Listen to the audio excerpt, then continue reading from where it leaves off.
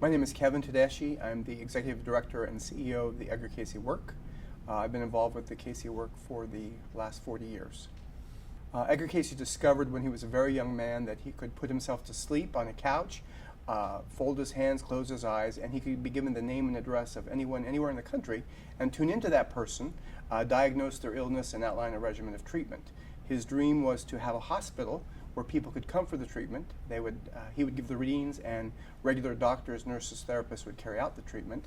Over and over again, the readings he gave prescribed Virginia Beach, Virginia as the place for that hospital. And so in the mid-1920s, the Cayce family moved here. They built the Edgar Cayce Hospital, and the Cayce work has essentially had Virginia Beach as its headquarters ever since 1926. My name is Kevin Todeschi. I am the Executive Director and CEO of the Edgar Cayce work. I've been involved with the Cayce work for 40 years, and we are located in Virginia Beach, Virginia. Edgar Cayce was born in 1877 in Hopkinsville, Kentucky. As a young man, he discovered the ability to lay down, close his eyes, and enter a state of unconsciousness where he could tune into individuals anywhere in the world, describe what was wrong with them, outline a regimen of treatment. That information came to be called readings. Cayce's dream was to have a hospital where people could come for readings and doctors, nurses, and therapists could carry out the treatment. Over and over again, the readings prescribed Virginia Beach, Virginia as the proper location. And so in 1926, the Cayce family moved here, and Virginia Beach, Virginia has been headquarters of the Edgar Cayce work ever since then. Whenever Edgar Cayce would give a reading, he would lay down on a couch, close his eyes, begin to pray, fold his hands over his solar plexus. Generally, his wife would give him the suggestion. She'd be sitting next to him and would say something like, "You will find the body so-and-so who is located at such and such," giving him the address. And his secretary, Gladys Davis, would be sitting nearby, and when he started to speak, she would write down, transcribe the information he gave. We have copies of more than 14,000 readings he gave over a period of 43 years. He was documented at more than a 90% accuracy rate, and the information continues to help people even to this day. The organization was founded in 1931. I think Edgar Cayce himself would be very surprised at how much the organization has grown. Today, there are Edgar Cayce centers in more than 30 countries around the world. We have activities all the time in Virginia Beach and throughout North America. On any given day, more than 3 times as many people come to our website as went to Edgar Cayce in his lifetime. The information covers a wide variety of things, everything from the wellness of the body, the oneness of God, the spiritual nature of humankind, to the purposefulness of life. We have a wide range of services, outreach programs, and educational materials. On the one hand, we have 2 schools, the Cayce-A.R.E. School of Massage that offers a curriculum in holism and massage therapy. We have Atlantic University, which offers a master's degree program. We have membership materials and outreach. We have conference programming. We have e-groups. We have a prison program where we actually send out between 10 and 12,000 books a year free to prisoners. We have a youth program. We have a busy visitor activity. We have a spa here. We're one of the most popular places in Virginia Beach to come for such things as massage, steams, chiropractic adjustments. The list of activities goes on and on. We have about 43 departments here and many, many outreach programs. The Cayce material is as close as your mailbox or the web. We have activities throughout the country, and most of our material is also available online at edgarcayce.org. You can take part in a conference, you can take part in an e-group, you can download our materials, we have books, online books, so wherever you are, you can participate in the material that we're doing here. Our library here in Virginia Beach is an incredible resource used by students, educators, researchers from around the world. We have approximately 65,000 volumes in our library that focus on the topics of psychology, parapsychology, and comparative religious studies, and the library is free and open to the public. When the readings prescribed Virginia Beach, Virginia as the location, Mr. Cayce was kind of surprised because Virginia Beach at the time was a very small town. However, the readings suggested that it would eventually become one of the largest destination resorts on the East Coast, and today Virginia Beach is actually the largest city in the state. We're ideally located across the street from the ocean. People come here for a conference, they have the opportunity to go to the beach, play on the sand. Many people come to our spa and then walk across the street to the beach. So it's a perfect place for this organization. We have activities year-round. In terms of interesting stories about the material, I mean, I could just choose dozens. Let me tell one that I often talk about, at least most recently. In the 1970s, long after Edgar Cayce had died, one of our members in Australia had a dream. And she had been very ill for a long time. She'd been to doctors. No one could help her. No one knew what was wrong with her. And she was becoming very depressed. And one night she had a dream, and Edgar Cayce came to her and gave her a reading in what was numbered 1800. Well, this is long before the internet, long before email, long before people could access the Edgar Cayce readings anywhere in the world, which is what they can do now. She wrote to Virginia Beach, Virginia, asked if we could send a copy of reading number 1800. We sent it to her, and the reading diagnosed her illness specifically. It talked about how she had problems with her stomach, dizziness, fainting. She was tired all the time, lethargic, didn't know why. Cayce outlined for this individual who had the reading back in the 1930s that this person had mercury poisoning. She went to her doctor. The doctor said it was unlikely she had mercury poisoning, but he did a test on her. Meanwhile, she asked her mother if she had had any problems with mercury as a young child. Her mother told her that she had bitten off a thermometer when she was a young girl and swallowed the contents. The test came back from the doctor. She had mercury poisoning. She followed Cayce's outline of treatment in the reading from this person given 40 years earlier, and she was cured. So even to this day, information related to the readings related to health and information related to our own capacity for psychic information often comes to the forefront. There are many case histories in the Cayce material that we have kept track of over the years. Whenever someone had a reading, they would become a patient, a client, and whenever possible, Cayce and his office staff, and later on the Edgar Cayce Foundation, would follow up with that person. One of the early cases when Cayce moved to Virginia Beach was a young woman whose name was Lillian Zentgraf. She was a patient at the Cayce Hospital. She was essentially about 17 years old. She had been diagnosed with cancer of the hip. She'd been to many major clinics throughout the United States, well-known clinics. They had told her parents it was incurable, that she would die at a very young age. She came to the Cayce Hospital. Cayce outlined a regimen of treatment. She was cured of the condition. Lillian lived to be in her 80s and actually for a long time was a member of the Philadelphia Orchestra playing the harp. So that's just one of many case histories we've kept track of over the years. In terms of what's been happening in our recent history, we have been involved in the middle of what I've been calling a $30 million CREATE campaign. We are positioning this work for the 21st century. We have installed all kinds of technological advancements. We've renovated the Cayce Hospital. Within the next year, we'll be able to live stream any of our conference programs here in Virginia Beach. People will be able to come here and have a massage in the original Cayce Hospital in an oceanfront room. Our grounds have all been renovated. So we have really done a great job in terms of moving this work into the future, not only technologically, but in terms of all of our buildings and grounds. So it's a great place to visit, whether you're in Virginia Beach or on the East Coast, or if you can only visit online. I think we have a lot here that people will really enjoy. I first became involved with Edgar Cayce's A.R.E. when I was 15 years old. Shortly thereafter, I became a member. We have members around the world. People can join at edgarcayce.org. They can get our magazine online or through the mail. They can get our newsletter. And one of the great benefits to being a member is you can access the whole body of Edgar Cayce readings from your home computer. You can take advantage of the Edgar Cayce community near you. We have spiritual discussion groups throughout the world, online groups if there's not one near you. We have programs. So the Edgar Cayce work is a great thing to become a part of, and membership is just a click away.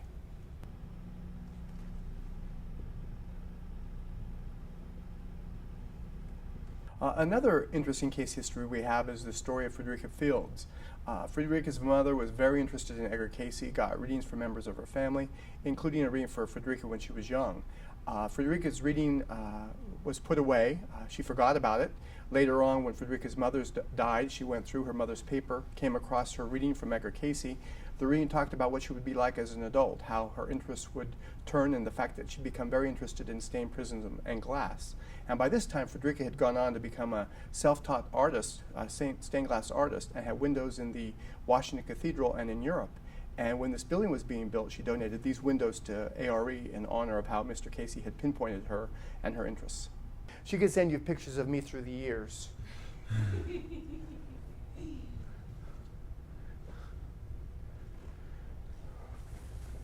This room needs to be a different color.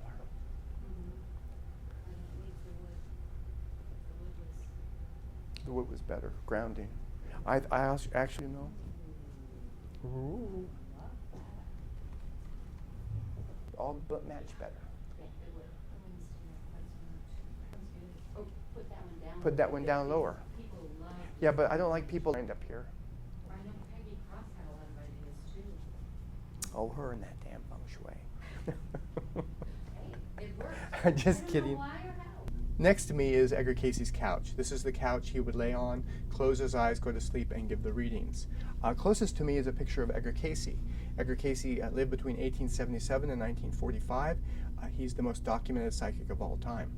The photograph in the center is his secretary, Gladys Davis. Gladys was hired when she was a young woman at the age of 17. She spent her lifetime with the Cayce work, died in her early 80s. She's the individual responsible for keeping track of most of the readings we have copies of.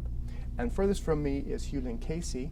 Hugh Lynn was Edgar Cayce's eldest son. He's the gentleman responsible for taking this organization that had a few hundred members at the time of his father's death and turning it into one which is literally around the world.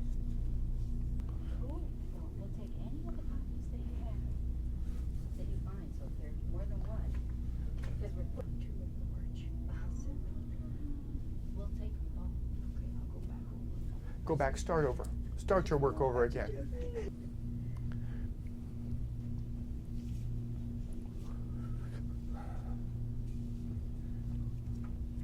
195.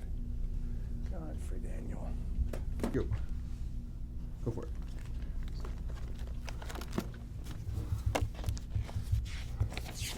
Behind me are the Edgar Cayce readings. We have copies of more than 14,300 readings. During his lifetime, Cayce mentioned an astonishing 10,000 different topics.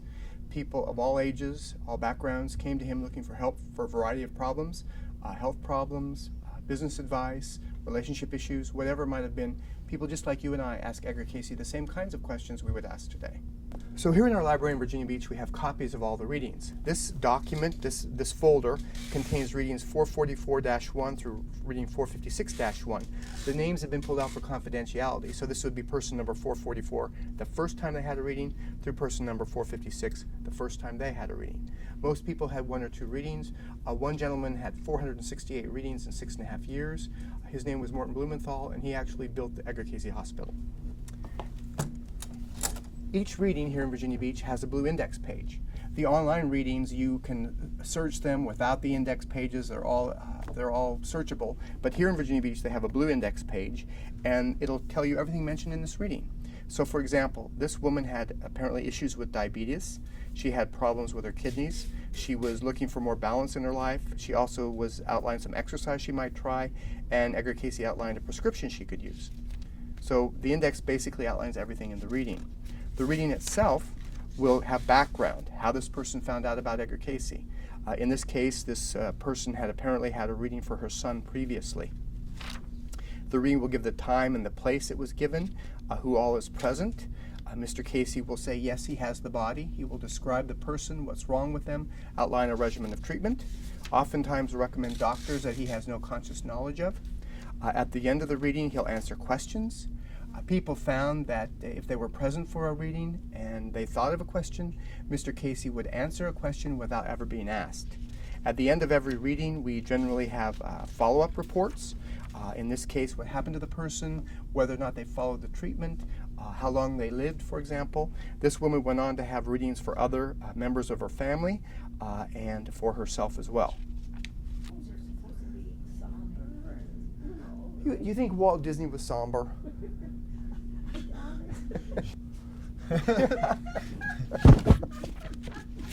Doesn't it? Let's not get that in the photo shoot. Huh? Oh. No, honestly. But we've got stills of the readings, we've got stills of this, we've got stills of the card catalog. Cool. Yeah.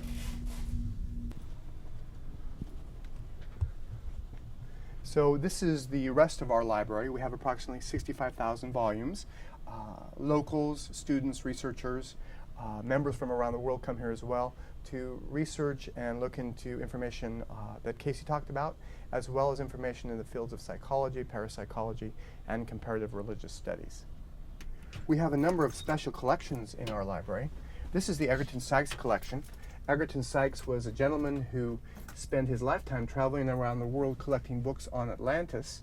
We have approximately 2,500 books in a dozen different languages about the continent of Atlantis, and that's part of our permanent collection here. Another collection we have here is the Andrew Jackson Davis collection along the back wall. Andrew Jackson Davis was an individual who lived 75 years before Mr. Cayce. He actually gave readings for people as well. He was able to touch someone and give a health reading, outline regimen of treatment, how they could get better. He got such flack from the medical community at the time that he went on and became an MD, and yet continued to practice in the same way. And we have all of his diaries, journals, and experiences giving readings 75 years before Mr. Cayce did. This is the card catalog system we have for the Edgar Cayce readings. Keep in mind the cataloging was done before there was such a thing as computers. Mr. Cayce died in 1945. For the next 26 years by hand they went through and cataloged all the Edgar Cayce readings. There are more than 100,000 index cards that actually index all the Edgar Cayce readings. Of course now they've all been computerized, but for example if you were interested in what Edgar Cayce had to say about diet and paralysis, or diet and obesity, or diet and neuritis, or diet and multiple sclerosis, whatever it might be, there's clues and information from the Cayce readings on a variety of illnesses and problems. That's real quick, no.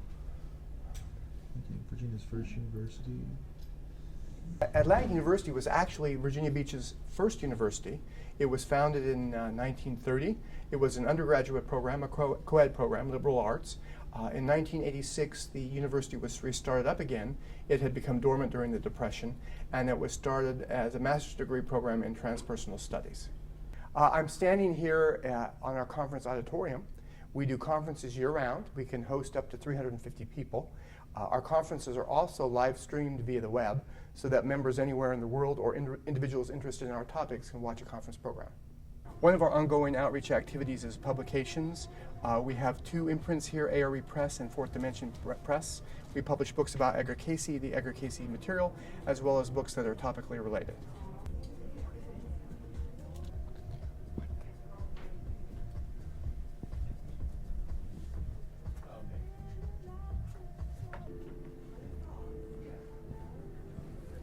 Behind me is the original Edgar Cayce Hospital, which is currently undergoing some renovations. On the ground floor we have some offices. The first floor up is where we have our Cayce Miller Cafe, where conferees, visitors, members, friends, and staff can come for a light snack or a lunch. We also have our chiropractic offices on the first floor. On the second floor we have our suite of massage rooms, where people come from all over for a massage, a Cayce Riley massage. And then the top floor is some administrative offices as well. To this side is our education center.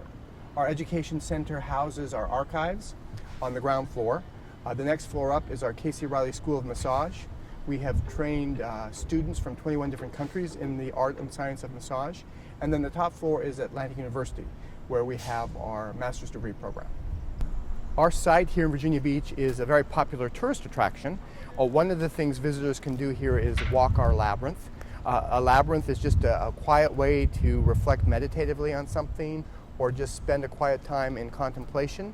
It's designed after the Chartres labyrinth as well, and it just takes a little while to walk through the labyrinth and reflect upon whatever decision or question you might have. And very often people find that at the end of the walk they have clarity of insight into whatever they were thinking about. What they said the cost was going to be, but it ended up being about 8 times that. We're standing here in our meditation garden. Very often some of our students will come here for a quiet break. Our conferees will come here for a snack or lunch, or people will just come here for quiet contemplation. It's a great place to sit and just relax and sit under the shade of the trees here in beautiful sunny Virginia Beach, Virginia.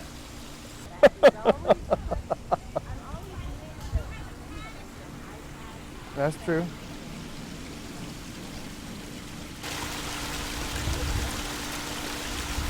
Well, maybe he wants me to say something. I don't care.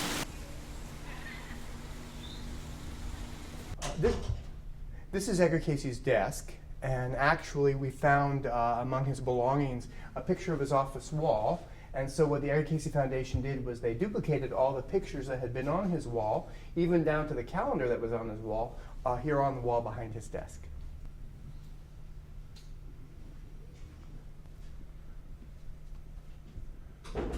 We're here in the Edgar Cayce Foundation. We are surrounded on 6 sides by cement. These are the original Edgar Cayce readings. So in addition to being in our library, copies in our library, in addition to being mimeographed and in addition to being online, we actually have the originals here in Virginia Beach, Virginia. And just to show you what that looks like, each reading has a number associated with it, and each number is a number for that person and that person's reading number. And if we look at a file here, we can see things like old telegrams, old correspondence, old letters, sometimes old pictures. But basically we have the original copies and original materials that were sent into Edgar Cayce for the reading, and the follow-up information as well, and that's all part of our archives. This is our prison program. I had mentioned earlier that we get mail from prisoners. It's spread entirely by word of mouth.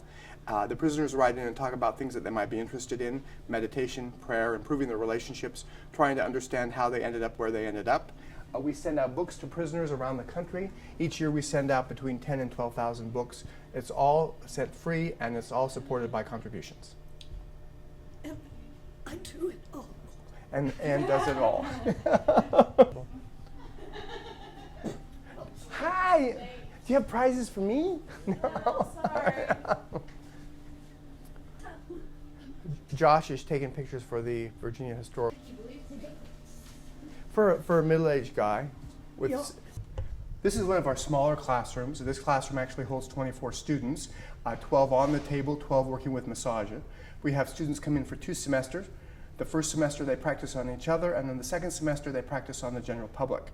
So you can come here and get a discounted massage from a student. It's a great deal for both people. The Virginia Historical Society.